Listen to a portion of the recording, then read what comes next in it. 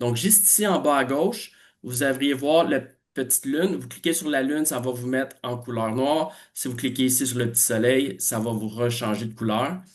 Et vous pouvez ici, moi j'ai déjà fait le questionnaire, vous pouvez le refaire à tout moment. Donc, vous commencez ici, quel est votre horizon de temps?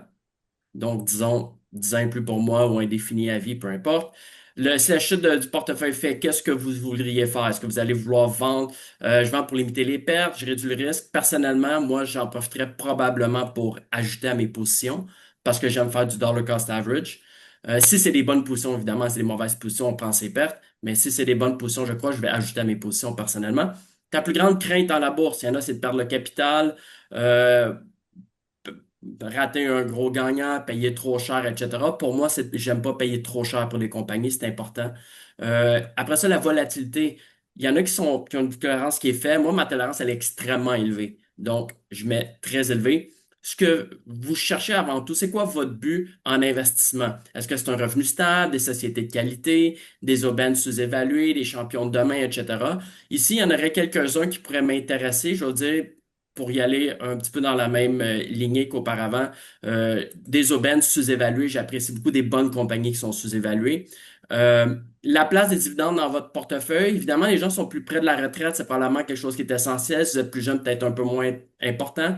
Pour moi, je suis indifférent dans ma façon d'investir. Si vous me posez la même question dans 20 ans, ça risque d'être extrêmement important pour moi. Donc ici, il y a une question d'âge probablement qui va aider à répondre à cette question.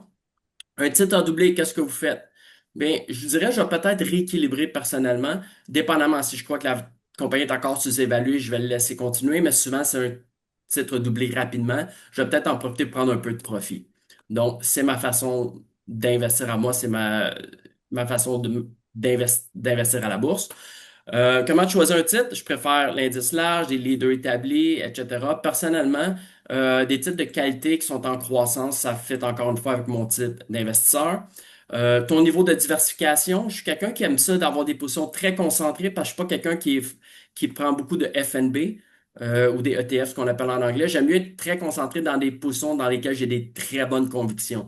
Si vous êtes quelqu'un qui aime être beaucoup plus diversifié, comme par exemple les FNB du S&P 500, à ce moment, vous devrez marquer probablement très diversifié. On est tous différents là-dessus. Il n'y a pas de réponse parfaite, hein, oubliez jamais. C'est juste voir vous, comment est-ce que vous êtes. Et les actifs qui vous attirent le plus, la crypto a perdu 50%. Je crois que je suis très optimiste sur la crypto sur le moyen à long terme. Donc, pour moi, aujourd'hui, j'ai cliqué sur les petites quatre cryptos.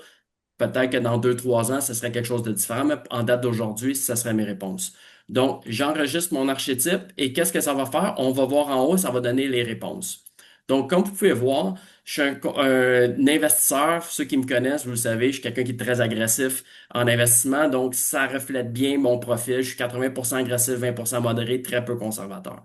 Ça reflète comment est-ce que je suis. Donc, qu'est-ce que ça représente? C'est juste pour vous donner une idée. C'est pas une recommandation ici de l'allocation des actifs financiers. Mais personnellement, j'aime bien l'idée que ça a ici du 70% d'actions. Dans mon cas, j'ai aucun bon du trésor. Certains d'entre vous, vous avez peut-être une allocation en bon du trésor. De l'encaisse à 10%, pourquoi? Parce que pour que je puisse prendre avantage des opportunités potentielles, mon portefeuille a en fait effectivement 5% en or et crypto à 15% ici. En ce moment, je suis à beaucoup plus que 15% en crypto parce que je suis très optimiste, mais je vous dirais que sur le moyen terme, c'est quelque chose qui va changer, qui va venir rebalancer mon portefeuille éventuellement. Donc, vous pouvez refaire ce questionnaire-là aussi longtemps, aussi souvent que vous voulez. Comme vous pouvez voir, c'est en bas à gauche ici dans la section profil d'investisseur.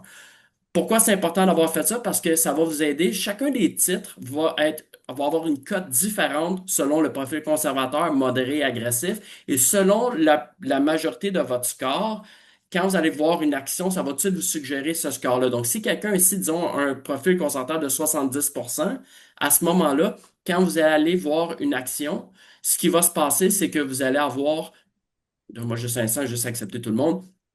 Donc, si vous avez un profil, disons, euh, qui est de type euh, conservateur, ben, à ce moment-là, lorsque vous allez voir un titre, le premier chiffre que vous allez voir de recommandation, c'est selon le profil conservateur. Le chiffre de référence normal, c'est pour le modéré. Moi, je suis agressif. Donc, quand je vais aller voir une action, le premier chiffre qu'on va voir, ça va être l'action qui est avec le calcul qui est pour quelqu'un qui est plus agressif.